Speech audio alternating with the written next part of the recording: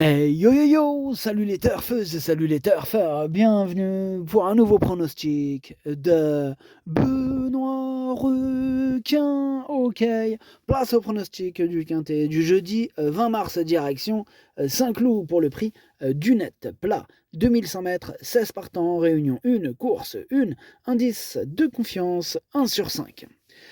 Petit retour sur le quintet de ce mardi. Il y a eu du trouble fait à l'arrivée. Cette vidéo, je la tourne avant l'arrivée du quintet de ce mercredi et je reviendrai dessus demain. Ok, c'est parti, on commence les pronostics et on commence avec le numéro 1, Indy Bright. On écoute Julian Résimon. Indy Bright s'est montrée performante ces derniers temps dans des courses à condition avec peu de partants. Là, on change un peu de registre, mais j'espère que 40,5 correspond à sa valeur. Bon, vu qu'elle rend beaucoup de poids au bas du tableau, on ne peut pas dire qu'elle ait une première chance, mais on espère qu'elle court bien et qu'elle soit dans les 4 premières. Ok, merci Mr. Résimon. En tout cas, ce numéro 1 fait partie de mes préférés. Je l'ai mis troisième. On passe au numéro 2, Aqua Augusta, que je n'ai pas retenu, mais attention, c'est lui mon gros regret, c'est lui mon cheval de complément en cas de non partant. Donc, attention, possible cassage en vue. Hein. Bref, on passe au numéro 3, Teardrop Exploit, et on écoute Ludovic Gadbin. Teardrop Exploit a montré beaucoup de régularité l'an dernier. C'est une remise en route dans un quintet avec beaucoup de partantes, sur une distance sans doute un peu maximum pour elle. Cela dit, elle paraît être en bonne condition pour effectuer une bonne rentrée. C'est un engagement un peu visé, uniquement réservé aux femelles, tout en sachant qu'on n'a pas trop le choix. Ouais, ok, merci. Bon, donc ça veut dire que c'est pas une première chance, mais c'est loin d'être une impossibilité. Et je l'ai gardé du coup pour cette raison en bout de combinaison, en toute fin de combinaison. On passe au numéro 4, Maya Star, que je n'ai pas retenu, j'en ai préféré d'autres. Donc on enchaîne sur le 5, Bonnie Glitters. Lui non plus je l'ai pas retenu, mais je l'ai pas rayé, il est en plein milieu de ma petite liste des possibles troubles faits. On passe au numéro 6, Terre de guerre. On écoute Maurizio Delcher Sanchez. Terre de guerre est rallongée. Comme elle fait bien 1900 mètres et qu'elle a toujours un peu de mal à suivre le rythme, mais qu'elle termine bien ses courses, on essaye sur plus long face aux seules femelles. Elle est bien. J'espère que cela se passera bien, mais je pense que les centaines de mètres supplémentaires ne lui poseront pas de problème. Ok, merci. Bah, Terre de guerre, moi je lui vois une première chance. Je pense même qu'elle peut remporter ce quintet. Je l'ai mis deuxième. On passe au numéro 7, After Midnight. On écoute Francis-Henri Graffard. C'est la course que j'ai visée pour lui faire effectuer sa rentrée.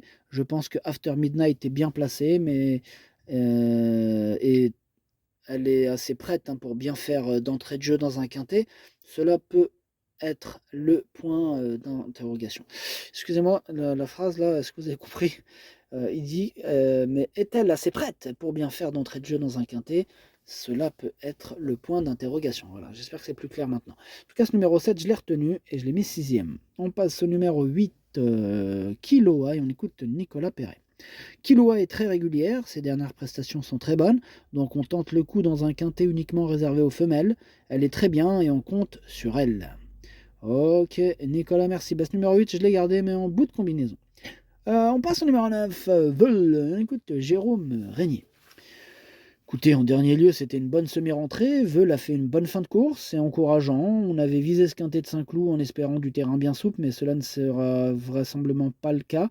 Cela dit, elle a l'air très bien et on compte sur elle. Ok, merci Jérôme. Bah, ce numéro 9, c'est tout simplement lui mon préféré. C'est lui que j'ai décidé d'installer en tête. Passe au numéro 10, Tililla. On n'aura pas les commentaires d'entraîneur, c'est André Fabre, muet comme une carpe, comme à son habitude. Amuse-toi bien à la pêche, Captain Ian Barbaro. Bref, c'est le numéro 10, il me plaît beaucoup, moi je l'ai mis quatrième. On passe au numéro 11, Miss White Sox, que je n'ai pas retenu, mais qui est à l'arrière de ma petite liste des possibles troubles faits. Le numéro 12, Sakura-chan et Sakura-chan. Bref, ce numéro 12, je ne l'ai pas retenu. J'en ai préféré d'autres. On passe au numéro 13, Neva Nevada. Lui non plus, je l'ai pas retenu, mais c'est lui le chef et le capitaine de ma petite liste des possibles casseurs de tickets repérés. Attention, hein. On enchaîne donc avec le numéro 14, la diva d'Alben, qui me plaît. Et on écoute Marcus Nige. C'est une rentrée et la diva d'Alben a déjà un peu de travail. En revanche, elle n'est pas encore très bien fleurie. Cela dit, il est temps qu'elle reprenne contact avec la compétition car c'est son terrain. Alors, je ne dirais pas que c'est une impossibilité, surtout pour les petites places. Hein. Très généreuse, il faut qu'elle soit détendue. Moi, il me plaît bien ce numéro 14. Hein. Moi, je l'ai mis cinquième. On passe au numéro 15, One Point. Ce numéro 15, c'est un regret. C'est mon deuxième cheval de complément 4 non partant. Et le numéro 16, la Virca d'Hauteville. Je ne l'ai pas du tout retenu. J'en ai préféré d'autres. Le pronostic, ça donne 9, 6, As, 10, 14, 7, 8, 3. Merci d'avoir suivi cette vidéo. N'hésitez pas à mettre un pouce bleu si la vidéo vous a plu. Pour accéder à tous mes tickets pour la course du Quintet, rendez-vous directement en description de la vidéo. À jouer avec modération. Bonne chance. Chopez-le moi. Ciao.